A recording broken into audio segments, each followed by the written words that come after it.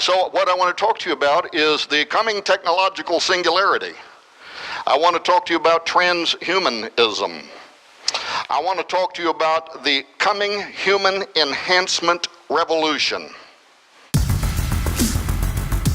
Today we have a very special guest, Tom Horn. We're going to talk about his book, Forbidden Gates. They are being advised by some of the top think tanks in the world. If we weren't secretly, privately ahead of the human enhancement revolution, we would fall irreparably behind.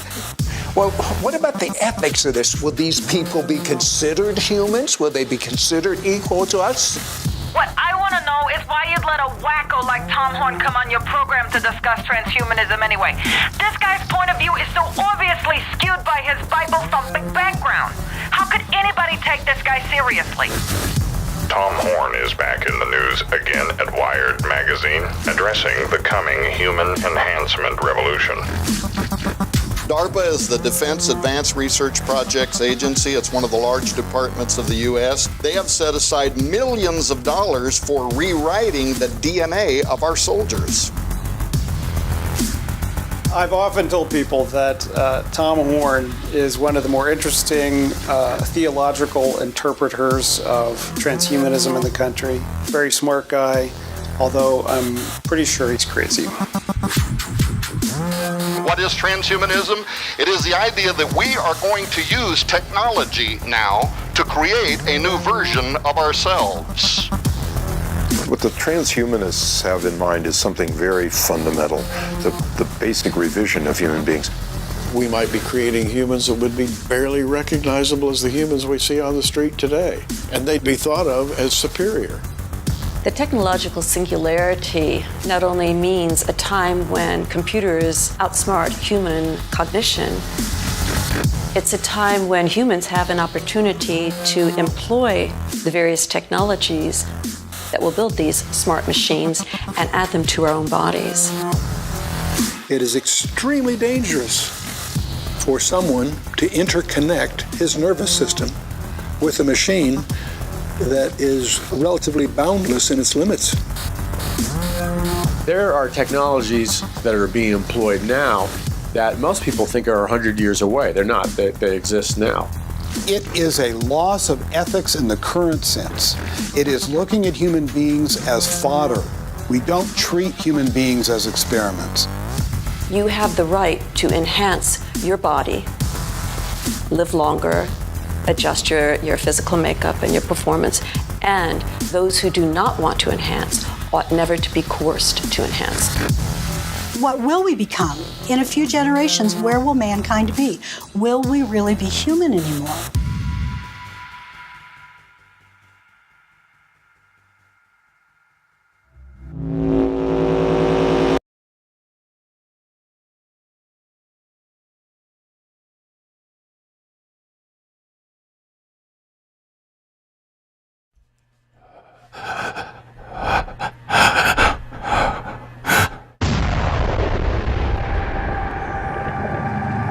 In an age where science is moving beyond the biological boundaries of man, and the laws of nature are being tampered with in the interest of genetic evolution, where species barriers put in place by God are considered outdated, a new creature, a re-engineered man is emerging. The world you're about to enter is not fiction. Astonishing technological developments, pushing the frontiers of humanity towards morphological transformation, promises to redefine what it means to be human. Governments, including the United States, are pouring hundreds of millions of dollars into the very genetic sciences that will redesign mankind's minds, memories, physical makeup, offspring, their very souls. I'm something different.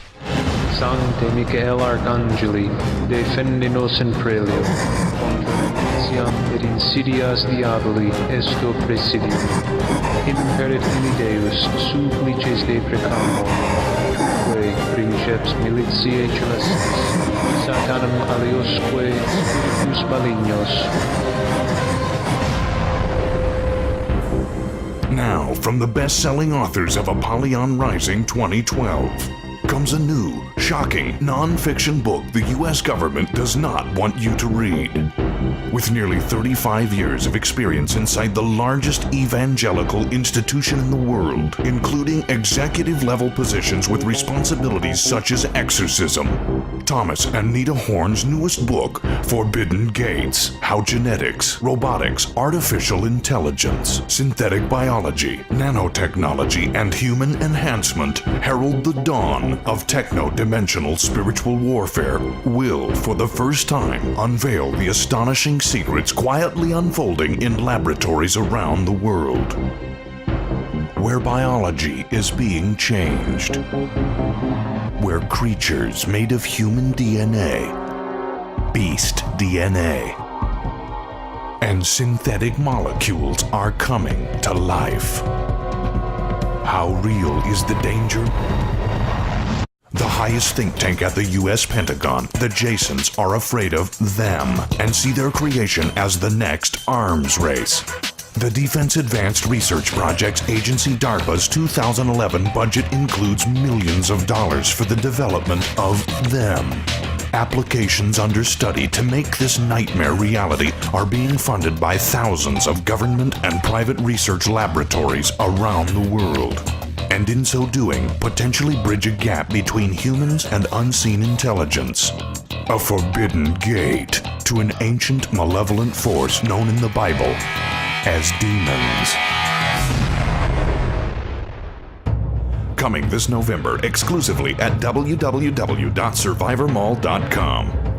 Get the explosive new book from Tom and Nita Horn, Forbidden Gates: How Genetics, Robotics, Artificial Intelligence, Synthetic Biology, Nanotechnology, and Human Enhancement herald the dawn of techno-dimensional spiritual warfare. And for a limited time, receive a free 13-week teacher's guide and 2 other free books, only from www.survivormall.com. Learn more at www.forbiddengate.com.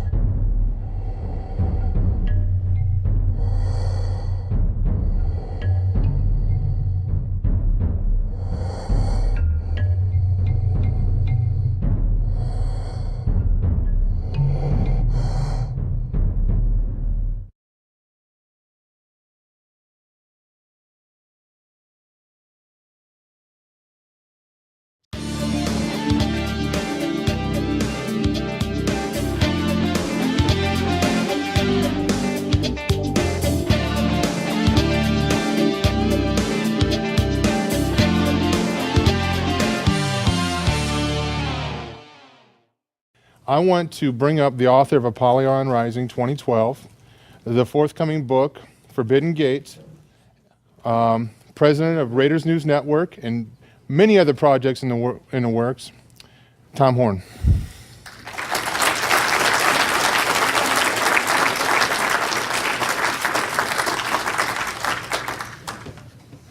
Well, I was just telling Derek and Sharon Gilbert that to try to follow Sharon, I'm done and I'm leaving now, so hopefully you've had a very good time. Actually, just before I get started, what I really do want to do is I want to ask my wife, Nita. You might know her as the Pied Piper of ponies. She's a horse whisperer. She's the light of my life. I want her to come and say hi to you. Thank you for this opportunity to greet you. I don't normally do this, but I wanted to, and I was excited about it, and I didn't know what to say when I got up here, But something really cool happened to me today. So I'm going to get emotional for just a second, so bear with me because I'm a girl. All of this talk, you know, apocalypse, DNA change, end of the world, last days, I love it and I hate it. I love it because we know that the redemption draweth nigh. Right. And so I'm happy about that. I hate it because what I do love, besides all my little ponies, is I love my kids and my grandkids. I loved them before they were born. I loved them before they were born. And I love them even now before they're born. There are more to come. I'm sure there'll be more grandkids, and I'm loving them even before they're born. But I also hope for their future. And I know where my hope lies, and I know what our calling is. And we cannot stop at this conference. This is the beginning of what our job is, Right. and that's to get the word out. So I met a wonderful lady earlier today, Terry. Thank you so much for coming back to the table and talking to me for a moment. She made me realize that I am not alone in how I feel. And God has given me an opportunity mid of next year to host a ladies' event. And she agreed to pray for me because this is a very difficult subject for emotional women to cover because we just want to either cry or, we want to go home and hug our kids and our grandkids. We want to hope for the future, but we also don't want to be caught without oil in our lamp. It's a very tough challenge, and I know that God has brought me to this to do. So she's going to pray for me. Thank you. And if there's anyone else out there that would like to pray for me, please feel free to. Thank you. Watch out for your stuff there. I'm going to pull this off and hold it just in case we have the same kind of a problem, but I'm such a big bag of wind that probably don't need the microphone anyway. Oh, I have to say, following Jeffrey Ratt and Russ Dizdar and Derek and Sharon Gilbert and Sharon's presentation a moment ago, now what have I got to do? There's no winning. I'm already on the downside, so I'll just let it fly, I guess. See what I told you I would do, Mr. Cameraman? Hey, I want to say, by the way, to Sam and Alice Miller, who are here and who are running these cameras, and they're doing this just as a gift. I wasn't here earlier. I don't know if we told them thank you, but would you give them a round of applause because we very much appreciate their ministry. One other thing, as I was listening to Sharon Gilbert's presentation, if you have not read her book, The Armageddon Strain, you should do so because you will be amazed how this book was written some years ago, but it is actually unfolding before our eyes right now in terms of how technology has finally caught up to her potential vision of some years ago. It's a scary vision. It's going to scare people like my wife. But maybe it'll also help us to get on our knees and pray about the future and also to get involved. I should tell you that some years ago, following Dr. Willard Cantillon at the Oregon Bethel Park, whatever it was called, old-fashioned family camp meeting, kind of reminds me of having to stand up behind Sharon Gilbert because his opening line was, "Man is not a transcendental ideation of intraseptic autocatholic solidaric redaction, nor an orgasmic individuality of mobilized egresses, nor an atypical vodality of voltronized, transfusiformed differentiation spontaneously race-mated into homogeneous individuality." And I said, "Say what?" He explained shortly thereafter that all he had said was that man is not a process of evolution. And his point was that these people who want to support evolution, whatever, they will do what an old preacher I knew years ago who used to use the term 16-cylinder phraseology. They'll wrap their conversation in all these big difficult words in order to try to give it the pretense of being scientifically supported or philosophically supported or whatever. And if you can't keep up with the language, then obviously you're the idiot and they're right, so get on board and believe in evolution. And his whole point was, it's all a smokescreen, ladies and gentlemen. Well, we've been hearing about the smokescreen today. Oh, and the first giant catastrophe in today's conference occurred when Sharon got up to speak. I was outside, I came in, and my wife said, "Oh, don't tell the joke. Sharon just told it." I had it all worked out because I was on Prophecy in the News, PID last week, and Derek reminded me of this joke, the transhumanists that go up before heaven and say, "We can make a better man than you can," and God says, "You're going to have to get your own dirt." Everything you told it. Yes. I can't tell it. But I have an alternative. A little girl goes to her daddy. You always have to have a backup plan in case there's a Sharon Gilbert in the audience. And she says, "Daddy, where did people come from?" And the daddy says, "Well, a long time ago, God made Adam and Eve. He made man in his image, and Adam and Eve began having babies, and before you know it, here's all the human race." So she waited a couple of days, and she went to her mommy. And she said, "Mommy, where did people come from?" And the mommy said, "Well, a long time ago, there were monkeys, and people evolved from the monkeys." Well, that confused her. So she went back to her daddy, and she said, "Daddy, you said that God made man in his image, and that's where everybody came from. Mommy says that they descended from the apes." And he said, "Well, it's really, it's simple, honey. I was telling you about my side of the family, and she was telling you about hers."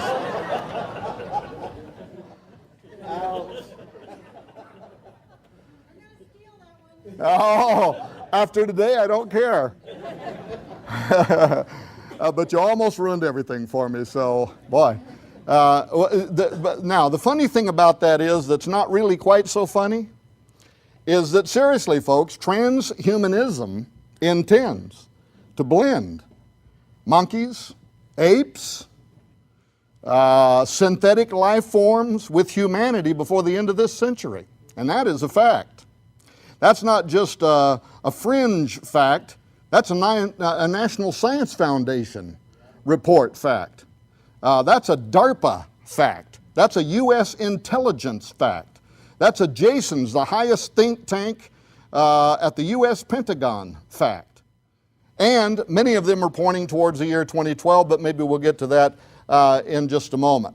It is not fringe, in other words. In leading think tanks around the world, Dr. Leon Kass, the former chairman of the President's Council on Bioethics, he says in think tanks and laboratories around the world, right now the groundwork is being written. The design, if you will, is being drafted, by which the rest of us are going to get in line or get out of the way or potentially be considered the enemies of progress. And I may say something about that in a few minutes too, if you've been following anything over at Raiders News Network and some of the attacks upon me recently, but maybe we'll talk about that in just a moment. I would venture to say that right here in Ohio, and oh, by the way, I was a preacher for 25 years, and what my body is wanting to do is walk across the stage and, but I'm trying to have pity upon the poor cameraman and stay here.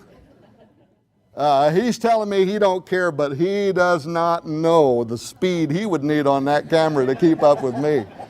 I mean, I was an old-fashioned preacher of the Russ Dizdar type. We get to go and we leap pretty high and shout pretty loud, but it's the message at the end of the day that matters, right, Russ? I would venture to say that right here in Ohio, the average Ohioan has no clue. Now, maybe inside these walls you do, but in this state, most of them do not know that in 2006, right here in Ohio, Case Law School in Cleveland, Ohio, was the recipient of a $773,000 Department of Health, the largest U.S. agency that gives grants for research related to health issues, received $773,000. In fact, I have their press release right here. This is from Case Law School. Case Law School received $773,000 NIH grant to develop guidelines for what? For genetic enhancement research.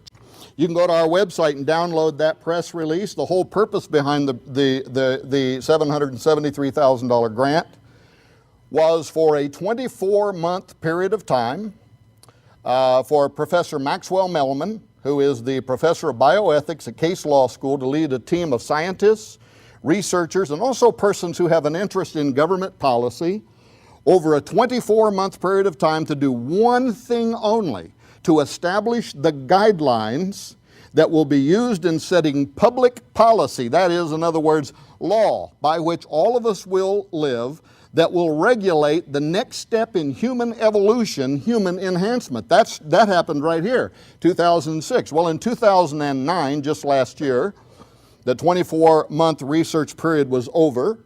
Professor Melman, and if you read this, and I won't take time to read it to you, they talk about using human subjects during this 24-month period of time. So I had sat back, bated breath. I wanted to know, in what way do you use human subjects in experiments for establishing guidelines that will be used for setting public policy with regard to human enhancement as the next step in human evolution?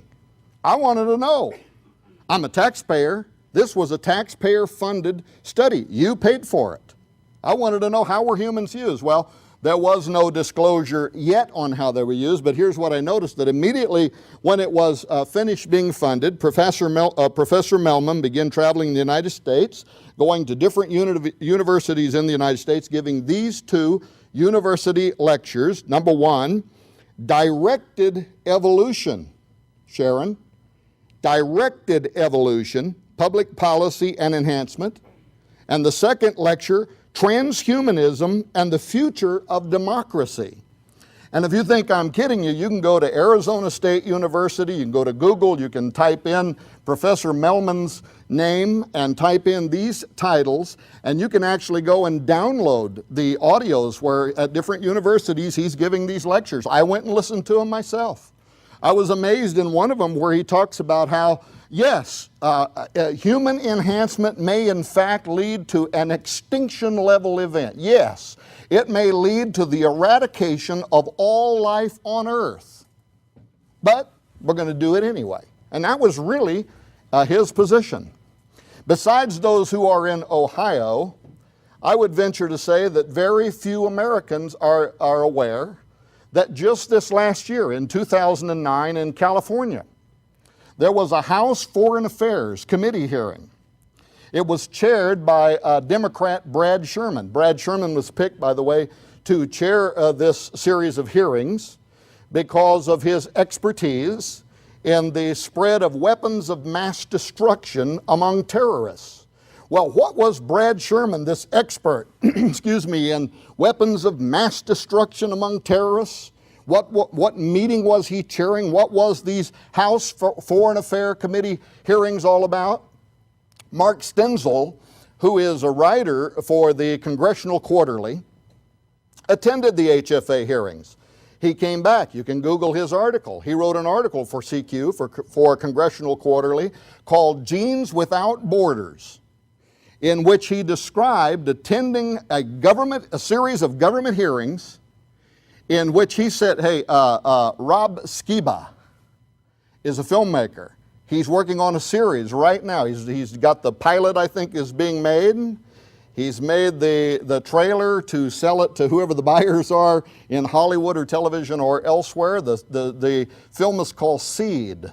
Go to Google, type it in, find it, go there, watch the trailer. If you can support this project, do so. But hey, Rob, at the HFA hearing, what CQ writer Mark Stenzel made us aware of, he said it was more like listening to a Hollywood pitch for a sci-fi movie than it was a sober discussion of scientific reality, with its descriptions by government officials of near-future horizon superhumans, super animals, and super intelligence that will become a lethal force against which we are not prepared. Well, just when I was packing up to leave on this trip, have you seen this?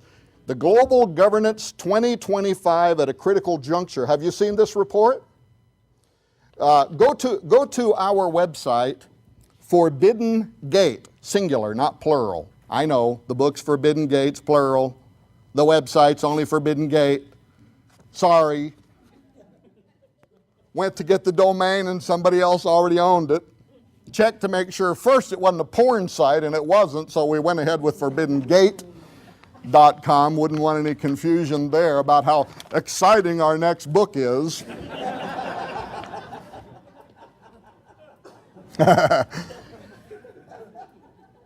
You'll find a link there where you can download this. This came out this week. This is September 2010. Came out this week. This report by the United States intelligence community and by the European intelligence community. You know what's terrible is you're way over there, I have to have glasses on. When I'm close, can't have glasses on. I want to read you just a part of this. Go and download this, read the whole thing for yourself, because the whole report is on global governance. And what they're talking about are the various issues, the causal agents, if you will, that are pushing us toward a global government. U.S. intelligence, European intelligence community, just now published, September 2010. But go to page 35 and note where they say this. No forum currently exists for dealing comprehensively across the scientific community, industry, and governments on measures needed to diminish the risks posed by the biotechnology revolution. Now, what are the risks? What exactly do they mean? Well, they certainly do mean some of what Sharon Gilbert was talking about, the potential for terrorists to get their hands on living biological entities, the remake of a mouse pox or something else that they could release into dense community populations that could literally become a Black Death. They do mean all of that, and there are security agents right now that are staying up at night afraid of the very fact that we haven't yet had somebody buy one of your sequencing machines. Well, I don't think you're selling them. But in any case, but what were they talking about? What is their fear? What is the fear of American intelligence, European intelligence, when talking about biotechnology as one of those things that could push us suddenly into the need for a global government? Here's what they say, 35. I've dropped down only a half of one paragraph. In addition, biotechnology, which the OECD thinks will potentially boost the GDPs of its members, listen, can drive new forms of human behavior and association, creating profound cross-cultural ethical questions that will increasingly become politically contentious. Few experts believe that current governance instruments are adequate for these challenges. Then they give an example. For example, direct modification of DNA at fertilization, now we're talking about germline engineering, is widely researched with a goal of removing defective genes, in other words, our own form of eugenics. However, discussions of future capabilities open the possibility for designing humans with unique physical, emotional, or cognitive abilities, in quotes. Amazing, huh? U.S. intelligence, European intelligence, providing this is an 85-page report you can download and read for yourself. Go to page 35 to read the quote that I was just making. But quoting what causes could suddenly set in motion the need for a global government, and here's human enhancement. The same thing that the HFA hearings in California were saying, that we are on the cusp of something we cannot stop. Because our enemies, this is what the Jasons are saying, this is what DARPA is saying, this is what the U.S. Air Force is saying. Our enemies will develop this technology ahead of us. Go to Wired Magazine just to get a glimpse and read the article called Jason's Fear, Brain Modified Foes, and how the Wired Magazine got a leaked document from the Pentagon, in which the leading think tank at the Pentagon is saying this technology is getting out of the box. It's already starting. They're already doing it. You know, I haven't seen the movie, but the movie Splice, have any of you seen that movie? I did a show with Steve Quayle recently. He's telling me all about the movie Splice. Part human, part animal creature, but something happens. It suddenly starts mutating. It becomes something else. It grows wings. It becomes what? Russ? Demonic? Suddenly it's turning into a giant, the Nephilim, the spirit of the offspring, and now we've opened a gateway through our technology. Well, but our own leading security experts are saying, yeah, blah, blah, blah, can't help it. Other people around the world, China, the Soviet Union, anybody who can develop this technology is developing it right now. We are in a position, the Jasons believe that this is the next arms race. Super soldier technology.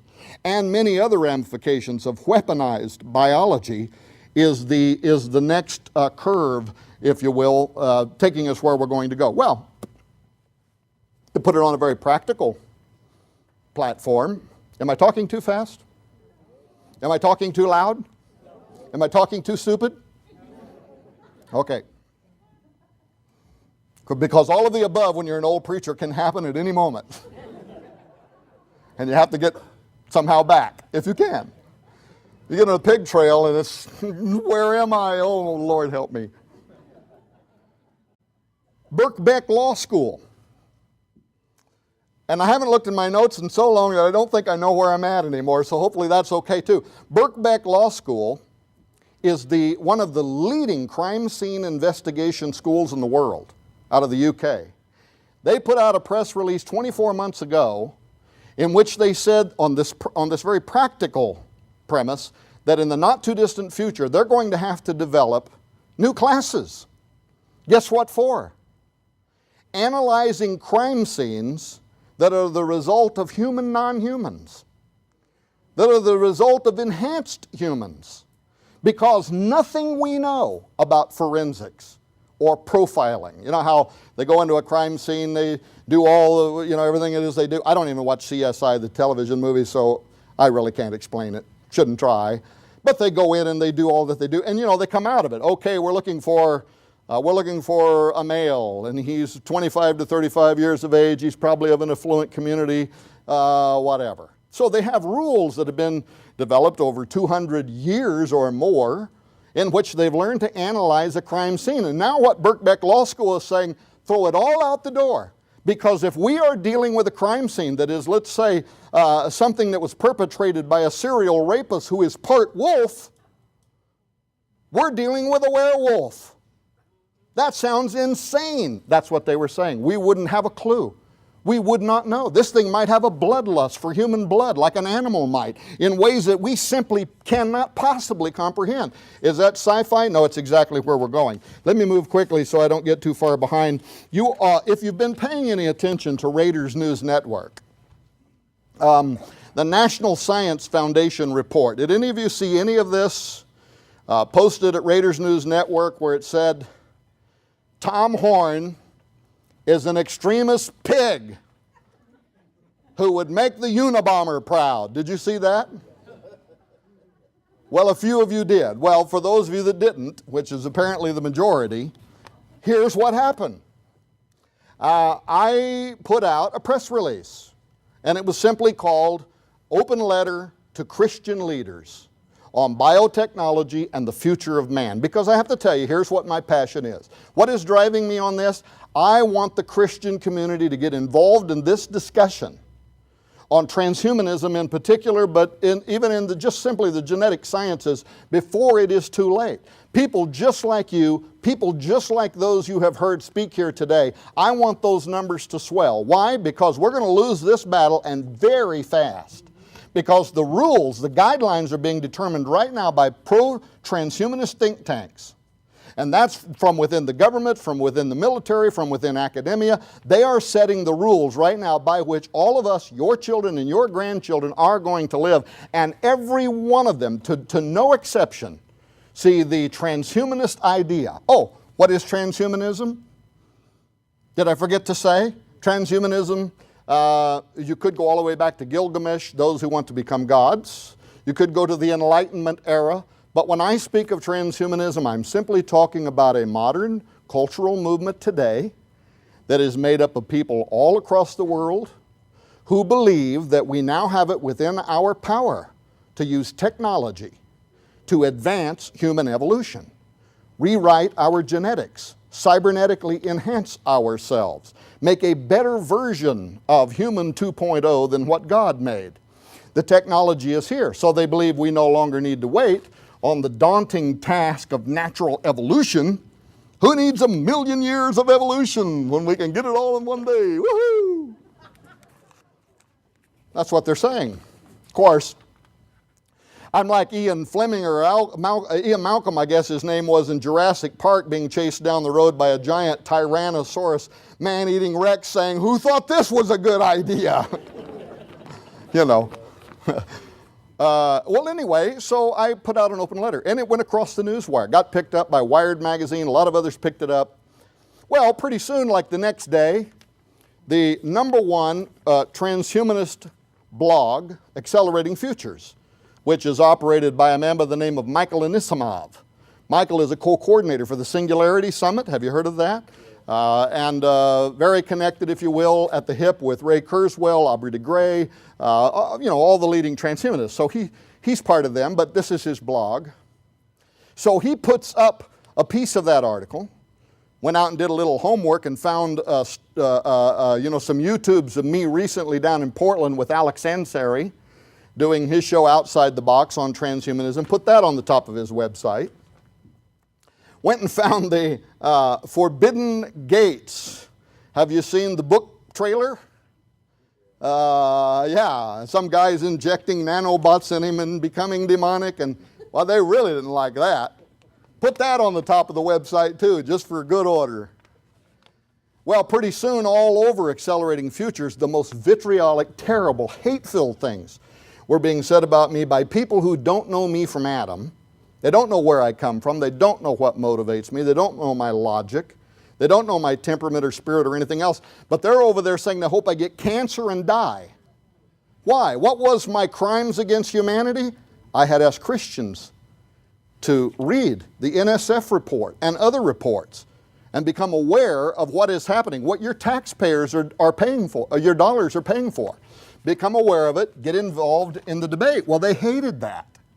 Well, then by the next day, somehow, Patrick Lynn, who is the co-author of the new National Science Foundation report, Ethics of Human Enhancement, 25 Questions and Answers, another taxpayer-funded report that just came out, he found out about it. Well, he went over to the IET. Now, this is the world's leading online transhumanist think tank. So he posts this article over there. The name of the article is Wrestling with Pigs. So I opened the article because somebody sent it to me and said, hey, you're in the spotlight at the IEET. And it's all about my call for Christians. And he didn't like the fact that I had told Christians, get the NSF report. Look at don't just read the NSF report, look at the people who are operating behind it. Look at their organizations, what groups they belong, what seats they hold, what institutions they are part of, because it is a who's who of transhumanist dreamers worldwide. Well, Patrick did not like that. He didn't like it because he publicly tries to say he's not a transhumanist, though he holds a seat at the IEET, but he will say he's not a transhumanist. Okay, I give him a break. He's not a transhumanist. He's just a guy who's very sympathetic to the transhumanist cause. I don't care. I'm saying, get this, read it. Well, he didn't like it. And he furthermore, and he's talking about you as much as he's talking about me. Because he makes the point over there at the IET that they had found somewhere a Lutheran pastor who was fine with human transhumanism. It's okay, cool, might be the fulfillment of God's will for our lives. Well, that kind of a guy, he says, welcome in. But like me and you, conservatives who might see this as an affront to the divine order, and at a minimum as the gateway to a biological nightmare, who have concerns about this and who want a real, true, open forum in the public, in the debate. Let's get this on television. Let's get it in universities. Let's get both sides of the issues. Let's get conservative bioethicists, men like Francis Fukuyama and others, and Sharon for that matter. Let's put them up on the stage and let's have this debate. Yeah. I nominate Sharon. How about you? Well, they didn't like that. They don't like that. And the language was so loaded. When you read it, you'll see what I mean, because he tried to be clever, but he's weaving in words like, there's this side of Christianity, but that other side. And he uses loaded words like extremists. He actually says those people who would make Ted Kaczynski the Unabomber proud. So now all of a sudden you're being stereotyped. If you're a conservative, and especially if you believe in biblical prophecy, you are a potential terrorist. You're not invited to this discussion. You're not to be part of this. Well, you know what? I say forget that. I am invited. I'm coming whether you want me or not. And I'm bringing as many as I can bring with me, and we're going to talk about this issue in a public forum. Well, he hated that. You know what was great, though? Let me tell you something about you folks. Within whatever it was, a 2 or 3 day period, I went to YouTube and I pulled down, they had put the video that Joe and the rest of his team made. By the way, you met my wife, but there is the wild man of the Ozarks, the most guitar assassinating crazy man you've ever met in your life. Serving as my slave, as it should be.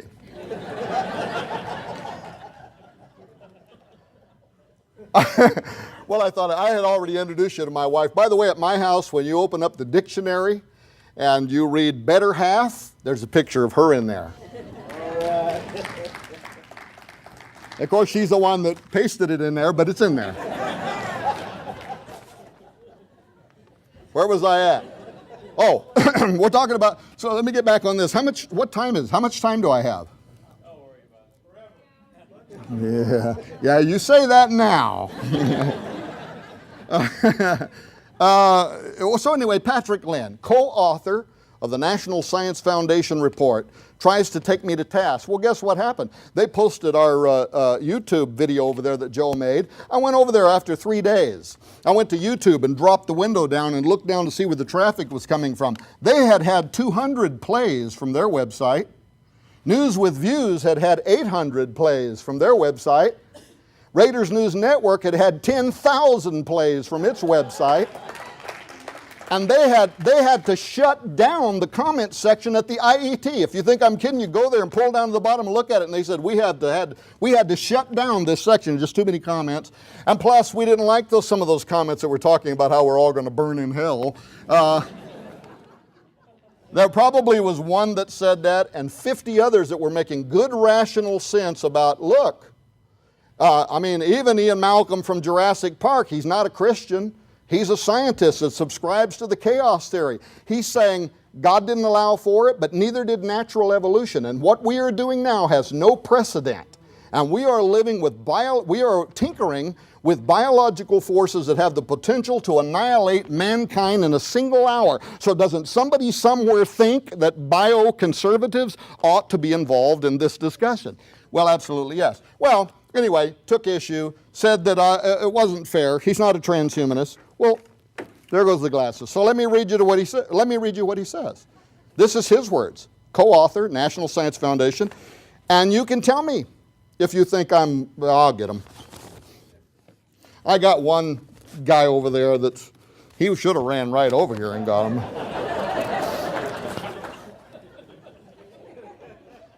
Thank you, sir. Yeah, I'm going to pay for it later, I got to tell you. It's fun now. Payday later.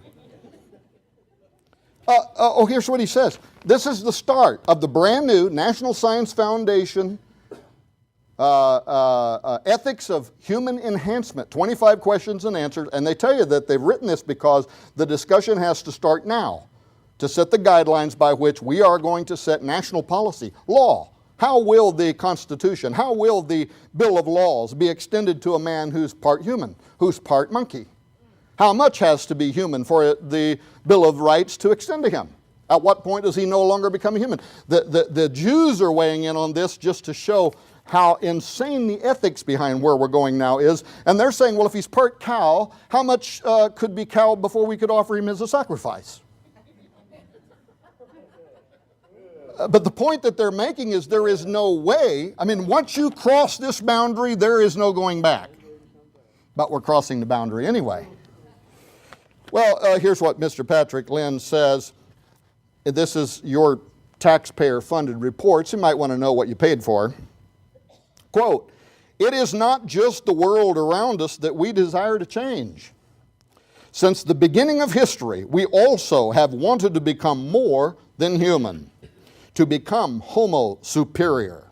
From the godlike command of Gilgamesh, to the lofty ambitions of Icarus, to the preternatural strength of Beowulf, to the mythical skills of Shaolin monks, and to various shamans and shapeshifters, Russ, Shapeshifters throughout the world's history, we have dreamt and still dream of transforming ourselves to overcome our all too human limitations. Those are the opening lines to the National Science Foundation report.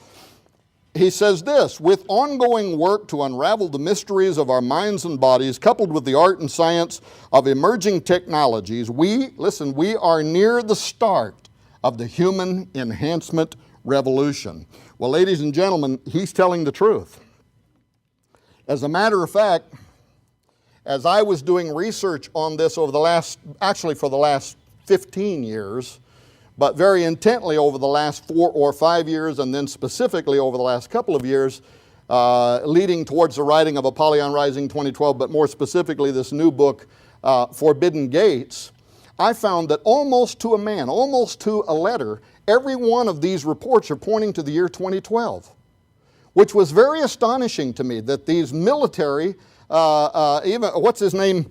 I printed it here just before I left because I can never think of his name. I don't have it. I do have it. I do have it. Counterterrorism czar Richard Clark. Oh, thank you. That's his job. Counterterrorism czar Richard Clark in his book Breakpoint. Have you read it? Year 2012 begins the quickening, the unfolding of human enhancement, and it starts. The singularity arrives, and the human enhancement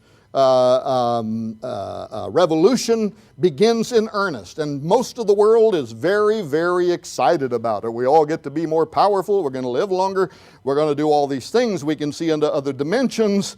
But you know what he also says in Breakpoint? That those who are conservative and who are against the human enhancement revolution are stereotyped as terrorists, and we are locked away. There is an ideological war that is unfolding right now for the mind of this generation. And ladies and gentlemen, we get involved with this or we don't. And if we don't, we abdicate to those types of visionaries, our future and the future of our children. The good news is there was a reason why there was 10,000 downloads from Raiders News Network and 200 from the IET, because we outnumber them by the hundreds of thousands. We don't have to let them define for us what our future will be. Now, I should also tell you that I'm not a neo-Luddite. I'm not against technological progression. I'm not. Look here, I've already been enhanced.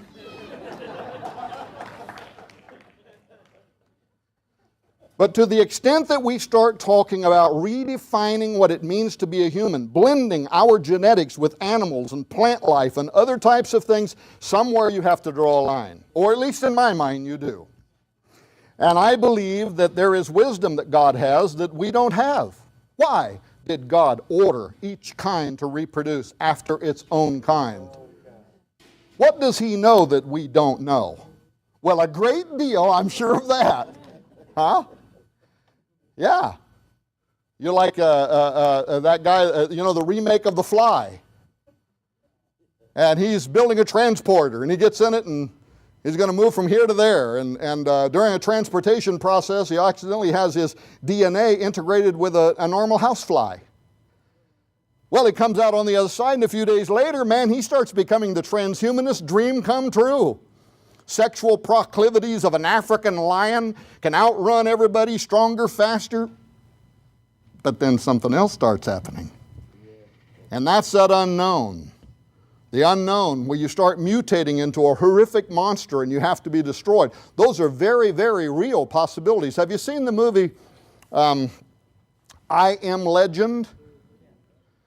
And if you watch it, there's a Sharon, but an unsaved Sharon Gilbert, right in the very beginning of it, a geneticist, an unsaved one though. And she's saying, we have found the cure to cancer. And it turns out the cure to cancer is a vaccine that is a concoction of human and animal genetics. The reason it can cure cancer is because some animals, I guess, have a great resilience to cancer. So they figure out some way to blend human and animal genetics. They create a vaccine. All the world celebrates. Everybody's inoculated. Nobody has cancer. Then the scene goes dark. Then the scene opens up, and almost all life on Earth is annihilated. Why? Because the human form of rabies developed as a result of crossing over a barrier that God, in His infinite wisdom, had put in place, and it wipes out most all humanity. So, I trust in God. I'm a biblical literalist, and I have real issues with some of the place we're going. Am I getting offline? Off track? Let me just read you a couple of things that they say here in the NSF, which you paid for. As examples of emerging technologies in the last year or so, a couple imaginative inventions in particular among many are closing the gap. Even more between science fiction and the real world, scientists have conceptualized a touch display designed to be implanted just under the skin that would activate special tattoo ink on one's arm to form images such as telephone number keys to punch or even to watch a video. Together with ever-shrinking computer devices, we appear to be moving closer to cybernetic organisms or cyborgs, that is, where machines are integrated with our bodies. Does this sound prophetic to anybody but me? Really? I mean, am I just a radical who would make Ted Kaczynski, the Unabomber, proud?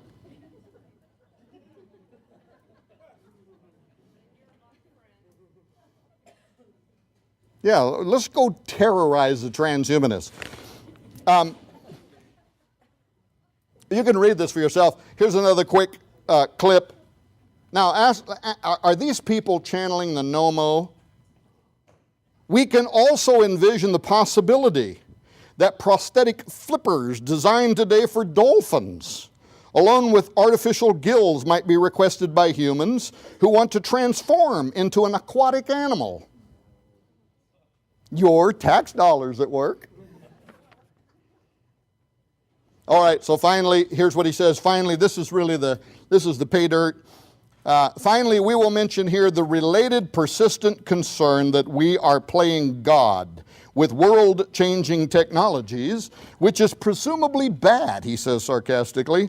But what exactly counts as playing God? And why is that morally wrong? I.e., where exactly is the proscription in religious scripture? Not to play God. We do not wish to be mired. This is what it says. We do not wish to be mired in such theological issues as important as they are to theists. Well, there it is. But I wish to engage them in it anyway. And I'll tell you something, there's very good reasons why these folks don't want people like me and you involved in this. They got a really small taste of this actually back in 2002 and 2003. Do you remember when Admiral John Poindexter was the head of the DARPA Information Awareness Office? And you remember there was a series of flaps. Most of the public wasn't even aware of what was going on, in which he got canned. Remember all that? Well, it was because the Senate Appropriations Committee, during some issues, started looking into DARPA. And as they were looking into how money was flowing into DARPA and what it was being used for, they were astonished to find unstoppable mutations, super soldiers whose DNA had already been reconstructed, this over a decade ago, who could communicate by thought alone, already on the drawing board, already being funded in 2002.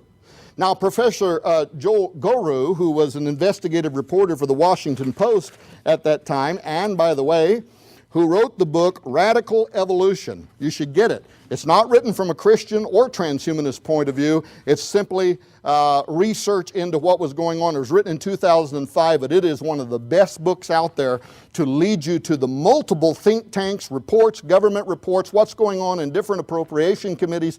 It is a fantastic piece of investigative journalism. But here's a little excerpt that he gives us on what happened during Poindexter's day. The staffers, he's talking about the Senate Appropriations Committee, the staffers went down the list of DARPA projects, found the ones with titles that sounded frighteningly as though they involved the creation of a master race of superhumans, and zeroed out their budgets from the Defense Appropriations Bill. There is scant evidence they, talking about the staffers, knew much, if anything, about these projects, but we will probably never know the details because significant people are determined that the whole affair be forever shrouded in mystery. The levels of secrecy were remarkable even for DARPA. They were astounding by the standards of the notoriously leaky Senate. Even insiders said it was hard to get a feel for what the facts really were. It took months of reporting and questioning, poking and prodding, even to get a formal no comment, either from the leadership of the Senate Appropriations Committee or from Anthony J. Tether, who was, of course, the director of DARPA at that time. A careful study, now this is interesting, a careful study of DARPA's programs a year later, however, showed little change.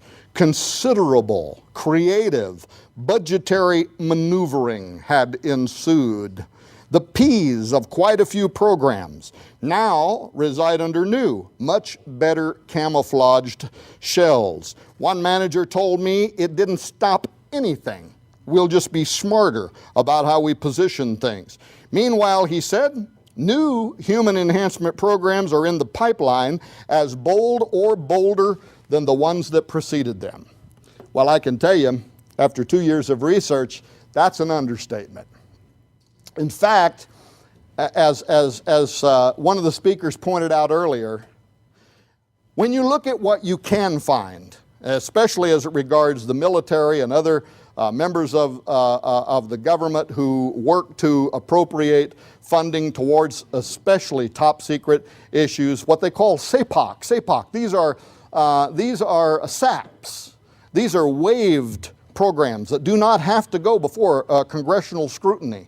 You wonder sometimes, why in the military did I just have to pay $1,875 for a hammer? Well, there's a reason. Because there's vast amounts of money that are going into black budgets. These are beyond congressional review.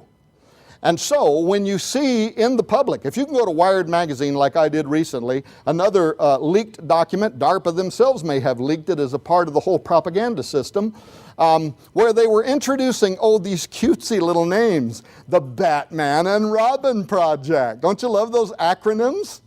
Batman, the Biochronicity Project.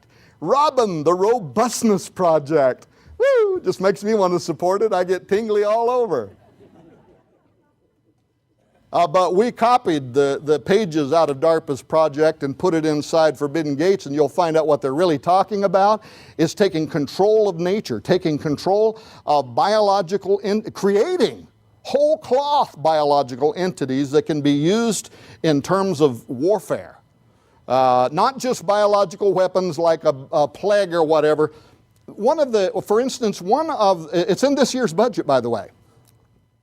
The 2011 DARPA's presidential budget, which has gone to the hill, has pages we photocopied for you in Forbidden Gates out of their budget for the creation of things like biodesign. Well, what is biodesign? All we know is it's living, breathing creatures. But they're not just any kind of living, breathing creatures. They're immortal. They want to know how to get around cellular death. They want to know how to create immortal, living, breathing creatures with military application. And furthermore, they're so concerned about what they're already trying to unleash from Pandora's box, they want a kill switch put in it, just in case it gets control and comes after us. Or our enemies capture it and they go to use it against us. So they want to be able to throw some kind of a switch. This is in the 2011 DARPA budget. There's even lines in there where it very openly talks about editing soldiers' DNA. So we have not stopped anything. We are full speed ahead. And if a person like me, a researcher like me, can find this kind of evidence, then imagine, ladies and gentlemen, how far 20, 30, 40 years ahead of our knowledge the military actually is in the construction of a new kind of proto-human. And they want it to be immortal. It can't be killed. Well, I seem to remember when this happened once before. And what's amazing is how even in the transhumanist camp, transhumanists themselves, they would never say it like I would, but there's, you ever seen those cartoons, the devil's over here whispering into your ear and the little angel over here with, you can see some of these transhumanists are amazing. They dance all around it, but if they were honest, they'd say, This scares me to death. Where we're going now could be the end of all mankind. But how much time do I have? Honestly, I will try to go fast. Let me talk about just for a second the spiritual side, then we'll go to the prophetic side. Let me divide it.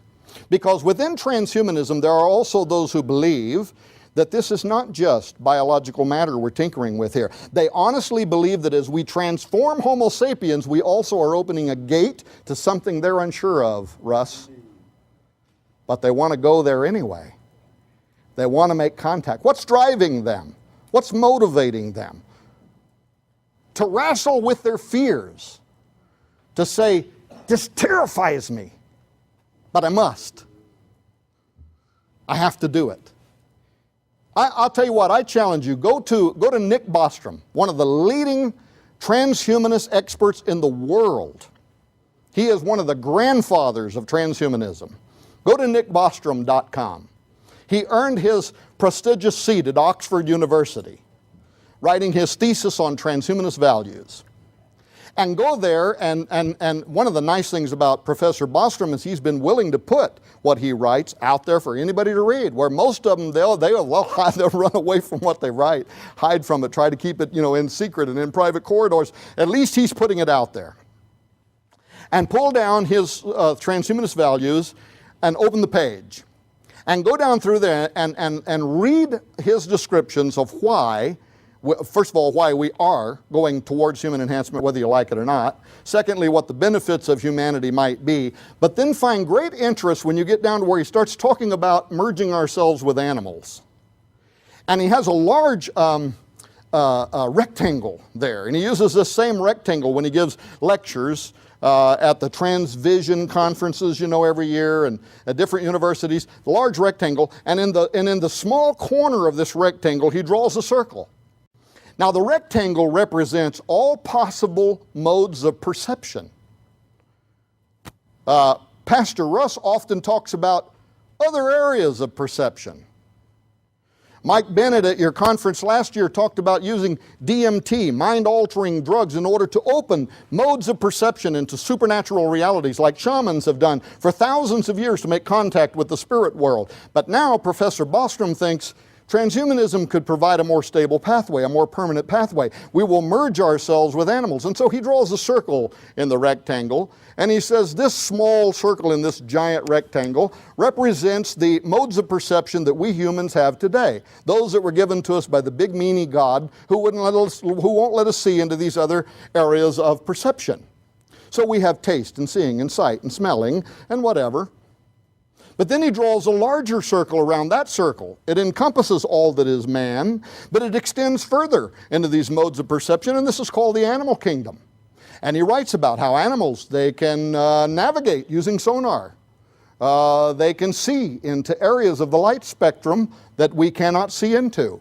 They seem to, migrate. What are they doing? Are they reading the vibrations of the earth or something when they move out of a particular area before an earthquake comes? They can hear at higher decibels. They can fly using sonar like bats. They can navigate undersea in the water. They can do all these things, and we want to be able to do that. That's why it's in the NSF report. We want to become the NOMO. We want to become alien hybrids that can float around under the sea. But before I get off my task, back to Nick Bostrom. And so he talks about all that. Then he draws a larger circle around that. This encompasses all that is man, all that is animal, but now we're talking about transhumans, something that is part animal, part human, and even part synthetic creations. And we will open new modes of perception that are beyond our visible constraints right now, or other sensory modalities that we may not as yet even understand. And then finally, of course, en route to becoming post-human, eventually we will be post-humans, something so radically different than what humans are today as to no longer even be considered to be a human, and we will have the wonders of all of these various modes of perception. Well, when reading his thesis some years ago, I could not help but think of Balaam riding down the road, kicking his donkey. What is up with this stupid animal? He won't get back on the road. Well, the donkey could see something he couldn't see. pretty big angel standing in the road with a sword, you might not want to go running at him. And that's one illustration. There's been other research that's been done that leads us to believe that animals often see things or somehow are aware of what we would think of as the spirit world, the supernatural realm. Transhumanists like that. Maybe get in contact with some pretty cool entities there that are just beyond our range. Terence McKenna, who was the scientist who was the originator of time wave theory and novelty theory, and who experimented with DMT and other psychoactive mind-expanding drugs and made contact with the Greys and the ETs and all the rest of them, but then would have to come down off his high and come back to this reality, speculated that in the very near future, via human enhancement, we won't no longer need these psychoactive drugs because we'll alter our brains to put ourselves in contact. There is this an extraordinary interest. By the way, if you think I'm exaggerating, go to Arizona State University. Go to their website. You'll see a tab there called the Sophia Project. At Arizona State University, the Templeton Foundation has been paying for a long series of mostly pro-transhumanist lectures on transhumanism and religion and the future of democracy. Well, guess what? As a result of these conversations and the Nick Bostrom types talking about, kind of dancing around because they sure don't want to use language that then us Christians would come along and say, hang on, let me get you Russ Disdar's email real quick. They don't want to hear about it. But at Arizona State University, some of the lecture givers, the presenters there, and some of the students have been saying, but wait a minute.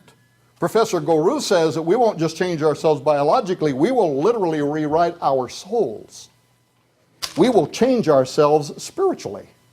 And if there is something else there, regardless of what religion you are, these students are asking,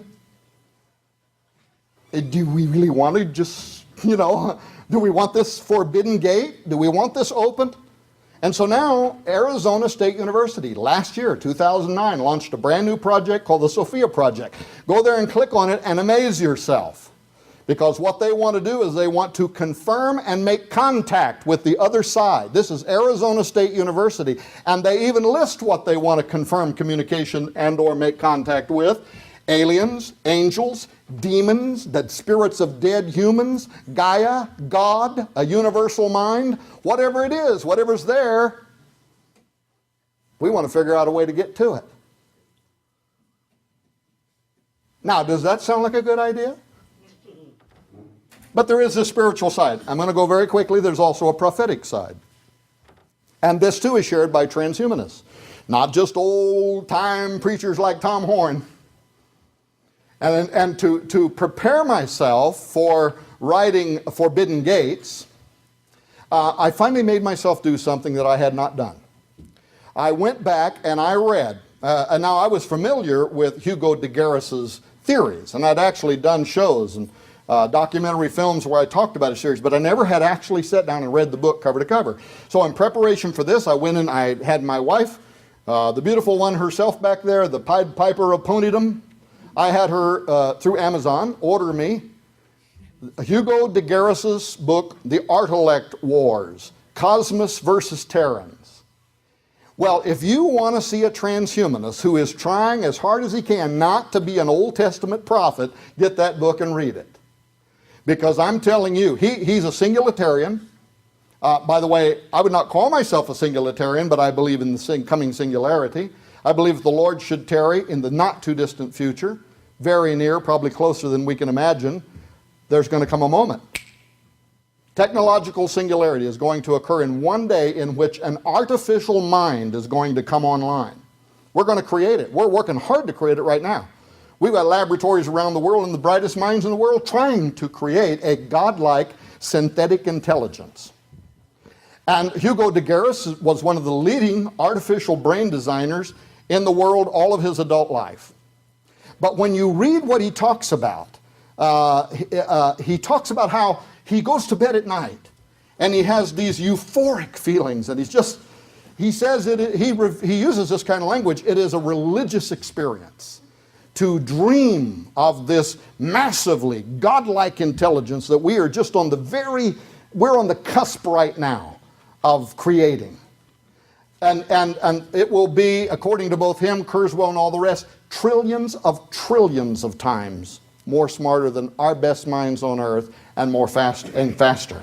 Trillions of times. In fact, what they compare it to, us trying to communicate with this thing the day after it comes online would be like a rock trying to communicate with you.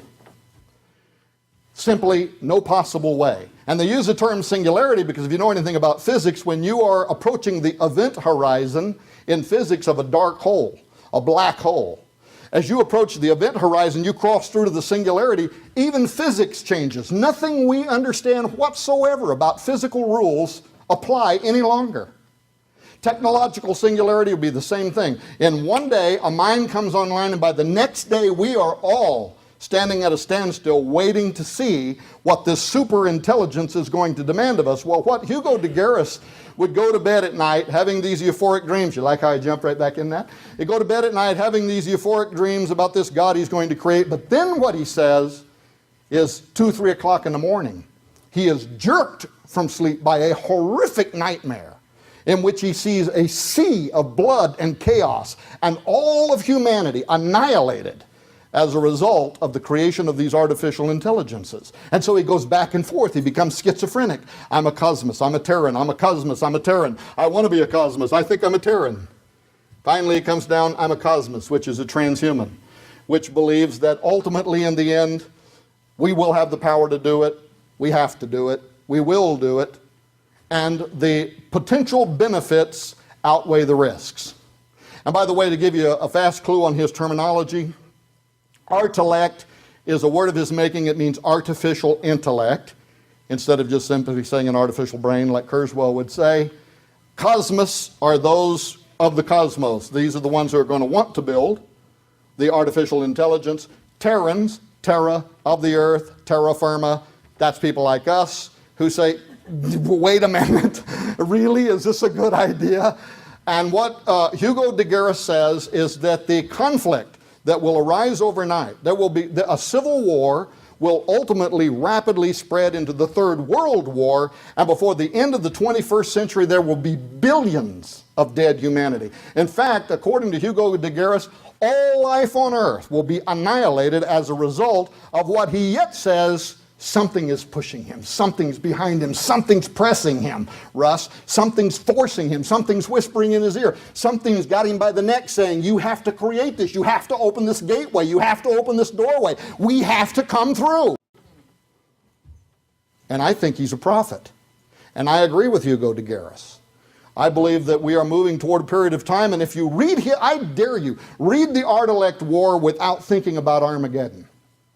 Try to do it. It is prophetic, because there is a coming moment in which the anti-human forces are going to align themselves against everything that is God and godly. And on the other side of that rift, there will be an army. Hallelujah. That's been a long time since I said hallelujah. I almost got goose pimples over there. And I know what side I intend to be on. Okay, so it's prophetic. I agree with him. I agree with the Jasons. I agree we're going to run out of time here in a minute. But I also believe now, from my worldview, that essentially what we are describing here today in all of these lectures and in this lecture, we are describing the fulfillment of biblical prophecy. We are not unaware that this day should come upon us as a snare. When Jesus' closest disciples said, Lord, tell us, what shall be the sign of thy coming and the end of the aeon, the end of the age? And he gave them that list that everybody's been talking about today. Wars and rumors of wars and the seas and the waves raging, all of the signs in the skies and in the heavens. And then he said, as Matthew 24:37, as it was in the days of Noah, so shall it be in the coming of the Son of Man. What was it that so marked the days of Noah? There's really only one thing that really stands out in the days of Noah. This was when the transhuman geneticists known as the Watchers, descended in the days of Jared, according to 1 Enoch, which Jude and Peter quote in the New Testament either as history or as canon. I'll leave you to decide which. The Watchers came down in the days of Jared. They descended down in the valley of the plain. I noticed earlier when Sharon Gilbert said they took wives of all which they would, they married them. First of all, it was more like rape and abduction than it was anything else. And that's what those forces always do.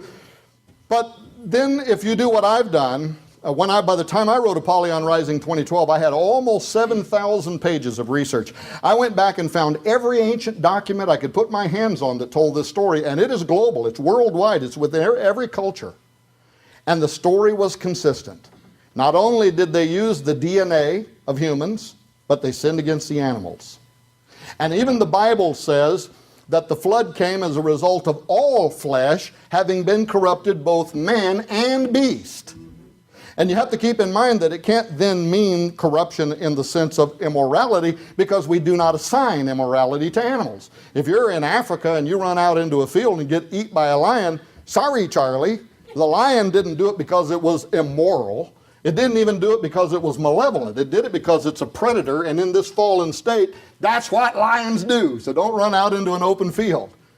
But in this biblical text, all flesh had become corrupted. You cannot then soundly, theologically ascribe that to mean immorality.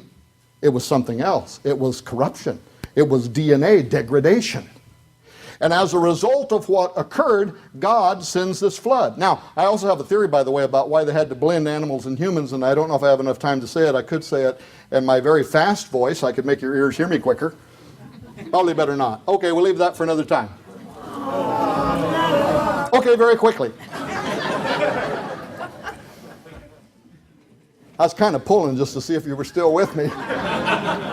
Why would Watchers blend animals and humans and create it? What was the point behind it? So first of all, I had to go back and ask myself, what was their motive? What was it that the Watchers wanted to do? And according to all the texts, including Peter and John, their motive was to leave their plane of existence. They wanted to leave their habitation. Those angels which kept not their first estate, but left their habitation, God hath reserved in everlasting chains of darkness, awaiting the judgment of the great day. Their motive was they wanted to leave their plane of existence. Okay, that's what they wanted to do. Now, how would blending animals and humans facilitate that? Well, see, many years ago, for a 3-year period, we write about this, by the way, and even tell some of the stories from that era. My wife and I were involved with a group of about 45 people in exorcism.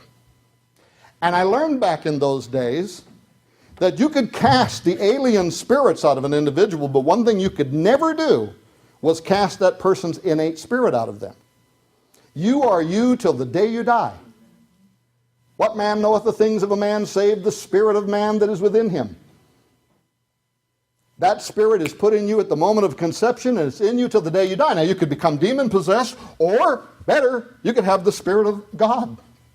You can have the Holy Spirit, the Holy Ghost residing within you. But your spirit cannot be separated from your body till the day that you die and you go back to be with God. Well, now this was a problem for the Watchers, because the Watchers didn't just want to come down to earth like fallen angels and possess a human or an animal and get in there with your spirit. That ain't what they wanted.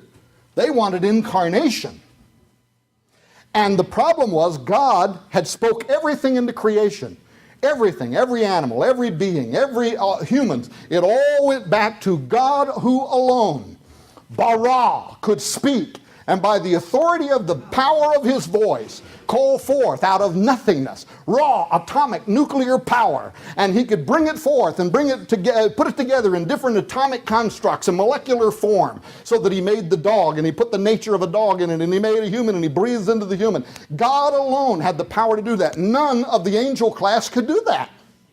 And then after he set it in motion, he said, and every kind recreates after its own kind. And he put the walls, the barriers up. And this was to protect all of us in the animal kingdom too. The Watchers didn't like that. They couldn't get the spirit of a human out of a human.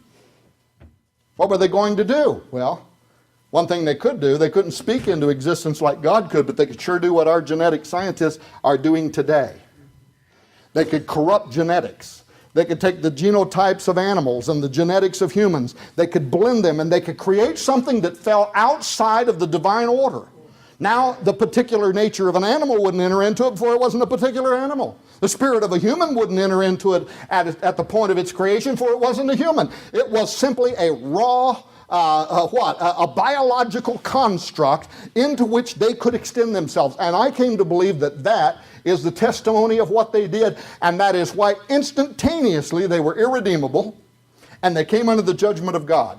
And God said to the Israelites, if you see a Nephilim, kill it on the spot. Here's an amazing thing, that everything we know about God is that he is long-suffering, he is patient. Even in the Hebraic laws of the Old Testament, they had to have a provision for people to come in from the outside to become, if you will, in the Old Testament sense, saved. Not the Nephilim. And if you read the first book of Enoch, the angels, they're all pleading to God, is there any chance? And he says, not for them. There is no redemption for them. And the Raphaim, here's another startling thing. The Raphaim, their name means to be healed, as in a resurrection, and yet Isaiah says of them, they shall not rise. Now, wait a minute. Here's a mystery. They can be healed, as in a resurrection, but they shall not rise? Another mystery that I had to wrestle over. I finally came to believe that what it was saying was, they will not participate in the glorious resurrection that you and I are going to get, because I already asked God for it and God already told them no. They will not receive a new glorified body and return to God to live in heaven forever like we will, but they can be healed from death. There is a method by which they can extend themselves into another corruptible form. Now the mystery really deepens. Because God judged the watchers. The flood comes, wipes them all out. Hardly had the ark settled at Ararat and the waters receded, generations begin developing upon earth, and guess what? We're back. Now, how did that happen? How did they come back? This is a real mystery. We don't have a record that some more watchers came down and created some more.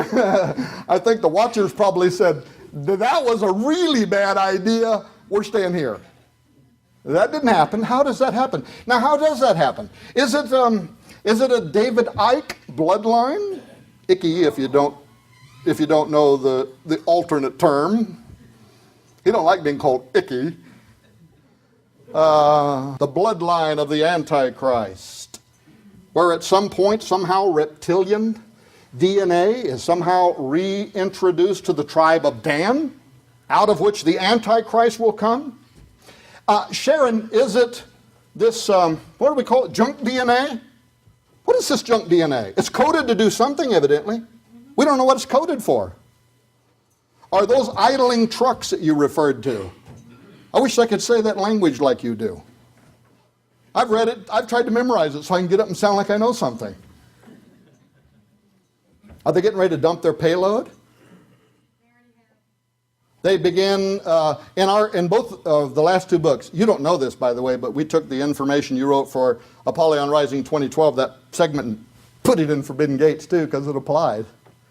I knew I didn't have to tell you that sometime. I'll tell you here, that way you can't get mad at me for not asking. They've already dumped their payload. It's already there. Now, see, you could say, the point that I'm making is this, by the way, that there has to be a method for them to come back. They did after the flood, after the judgment. They came back again. The Samsusan, the Anakim. Somebody's got some kind of a ice cream machine playing in their purse. They came back. When the disciples, when the leaders of Israel go down into Canaan, and we saw the sons of Anak there, which come of the giants, they came back. They come of the Nephilim. How do they come back? There has to be a method. There has to be a way. And what's also frightening is there is prophecy, I believe, that they're going to, and they're going to come in large hordes.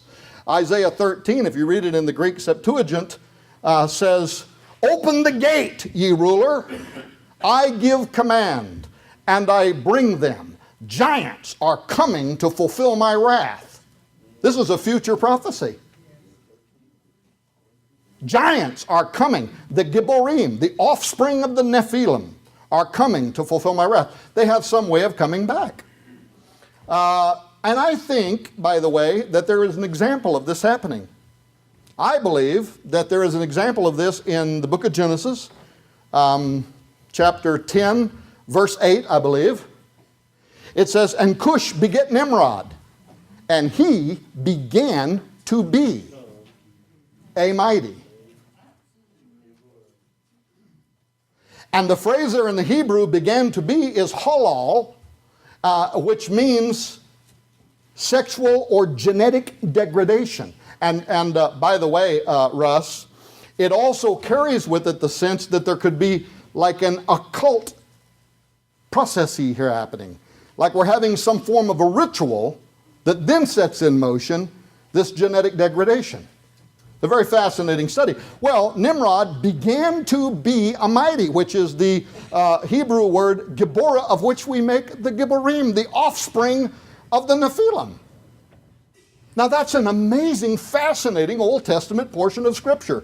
Cush begat Nimrod, and he began to be a Gibborim. Now put this in science as we understand it. Not very long ago, about 3 or 4 years ago, I began to be a diabetic. It didn't mean that I would, but I had the heritable gene related to some kind of malfunction in the production of insulin. And as a result of the way I was living my life, and those of you looking at me saying, yeah, a Twinkie a day keeps the doctor away, but that's not what was happening. Honestly, in fact, my kids will tell you, I'm the runt of all the men in my family. My granddad was a giant man. My dad and brother are much bigger than me. And actually, I eat less than anybody in my family, including my kids, including the slave. Look at his fine physique. But what I was doing is I'd get up in the morning and I wouldn't eat until 4 or 5 o'clock in the afternoon sometimes. Well, I'm throwing off my blood sugar and everything. Well, I triggered whatever this is. And it started, and guess what? It started changing me genetically.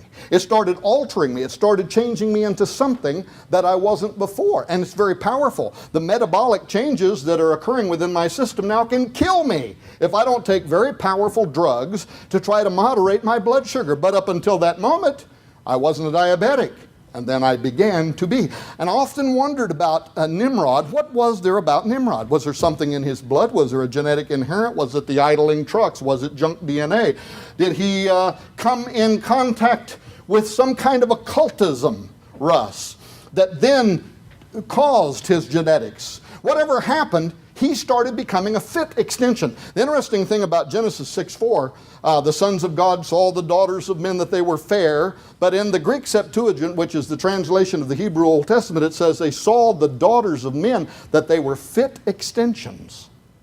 And keep in mind, they wanted to leave their plane of reality, so they found a fit extension, a method, a mechanism, which they could use to create a construct they could use to bring themselves into our reality. I believe Nimrod and prophetic utterances tell us that it could happen again. It may be part of the army of Armageddon. And I really honestly am going to make myself go really fast here because I don't even know what time I started and I don't know what time it is now, so I'm going to make myself finish.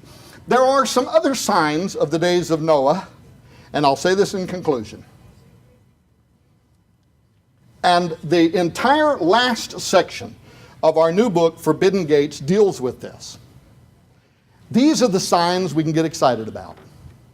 Because I'm like everybody else, when we talk about the days of Noah, I'm always focusing on these giants that are going to come back, or the spirit of the Nephilim. But there were other signs of the days of Noah.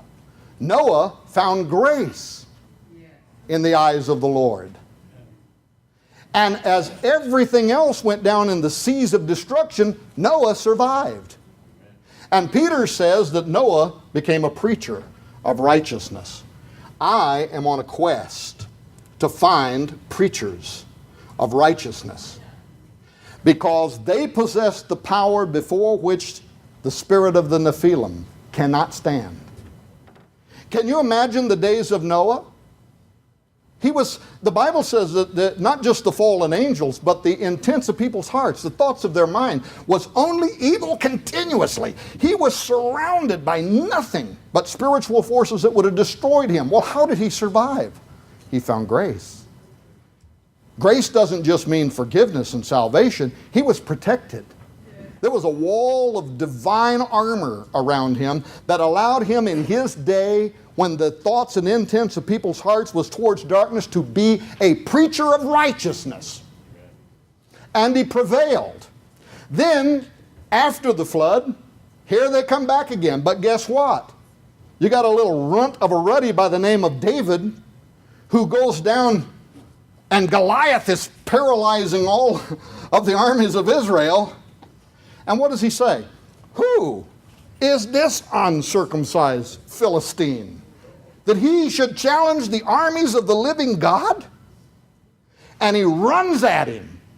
That had to be a shocker and an insult to the cowardly brothers, right? I mean, me, I'm like strategic. I'm getting behind a tree. I'm calling on my brothers for help. He runs at him and takes him down. Well, you know the rest of the story. Well, that's a young guy. I'm looking for such young preachers of righteousness today who believe that we outnumber them. Who are they to define for us who we are? We can always be God's champions. Always.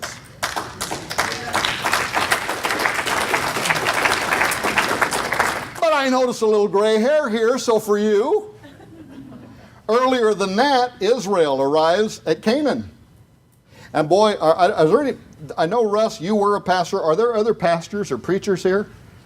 Oh, let me tell you, if you haven't preached it already, there is some great preaching here. Fantastic preaching. Where the children of Israel, they get to the land of Canaan. Moses selects 12 spies. He sends them into the land of Canaan. They go down by the brook Eshcol. They cut down this giant thing of grapes and put it on a staff, put it between two shoulders. They come back, and then they start giving their report. And what is it that the 10 spies of the 12, what is it that they say? First of all, they pretend that they're people of faith. Pretenders always do this. Yep, we went up there. Boy, it was everything God said it was going to be. But nevertheless, there are some walled cities there. There are giants in the land, big honkers. And we are not able to overcome them. Listen to what they said, though. We became as grasshoppers in their sight, and so we were. See, that's my problem with Patrick, Lynn, or anybody else at the IEET telling me who I am and what I represent. I just really don't like somebody else telling me what I am or what I believe or how big my God is. Come on. I almost started preaching, I'm sorry. We became as grasshoppers in their sight, and so we were. You know, the Bible says, as a man believeth in his heart, so is he. Psalm 78 says, and they limited the Holy One of Israel. They made God so small that he became the God of the grasshopper people. But what did Joshua and Caleb do? We are more than able. And you know what's great, without telling the whole story, because I promised I'd shut up, is that God gets sick of them. They're whispering. He tells Moses, they're whispering in my ear night and day and night. God brought us up into the wilderness to let us die. But God believed in positive name it and claim it. Because he says to Moses, they named it, now they're going to claim it. They're all going to die. From the age of 20 years old and upward, they will not inherit this land. Their bones will bleach white in the sand, and they will not inherit this land. But that generation dies, and then what does God do? He says, can somebody tell me where Joshua and Caleb is?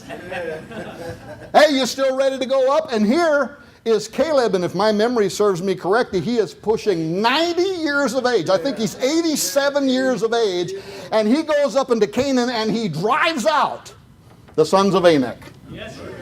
And he possesses the land. That, too, is a sign related to those spirits of the Nephilim that date back to the days of the Watchers. One other one, very quickly, not all the angels fell. That too is a sign of the days of Noah. As a matter of fact, only 200 did. How many watchers are there? I bet there's a whole lot more than 200. Oh, yeah.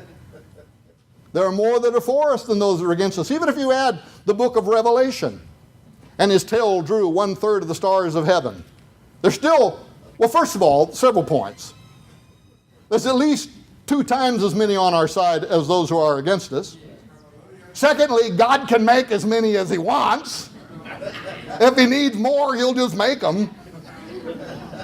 And thirdly, when you detach yourself from God, do you gain in power or do you lose power? So the ones we got are already more powerful.